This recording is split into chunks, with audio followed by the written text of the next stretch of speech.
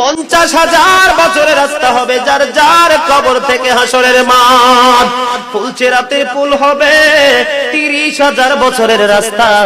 আমার উম্মত গুলো কিভাবে রে পায়ে হেঁটে তারা অতিক্রম করবে? বন্ধু নবী এমনি এমনি কাঁদেনি রে, নবী জানিয়ে দিয়েছে কাল কিয়ামতের ময়দানে উম্মত গুলো খালি পায়ে থাকবে, মাটি তো তামা থাকবে। ও বন্ধু, তাদের শরীরে কোনো পোশাক থাকবে না, উলঙ্গ অবস্থায় থাকবে। এবং মা আয়েশা প্রশ্ন করলো, গো প্রাণের নবী, জানতে মনে চায় নবী গো, এই যে আপনার উম্মত গুলো উলঙ্গ অবস্থায় খালি পায়ে সবাই থাকবে গো নবী, তারা কি নারী পুরুষ একসাথে? কয় হ্যাঁ, নারী পুরুষ একসাথে। তারা কি কেউ কারো দিকে নজর দিবে না? এবার আমার নবী বলেছে, আয়েশা রে, কেমন করে নজর দেবে রে আয়েশা?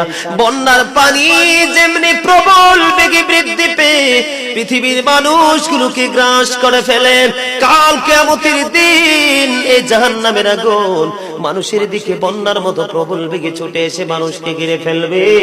এত ভয়ঙ্কর হবে রে আয়েশা কেরা, এত ভয়ঙ্কর হবে আশুরের দিন, এত ভয়ঙ্কর হবে সেই দিন। আর সেদিন এত বিপজ্জনক হবে, একটা পুরুষ আর একটা নারীর দিকে তাকাইবার মতো সুযোগ থাকবে না।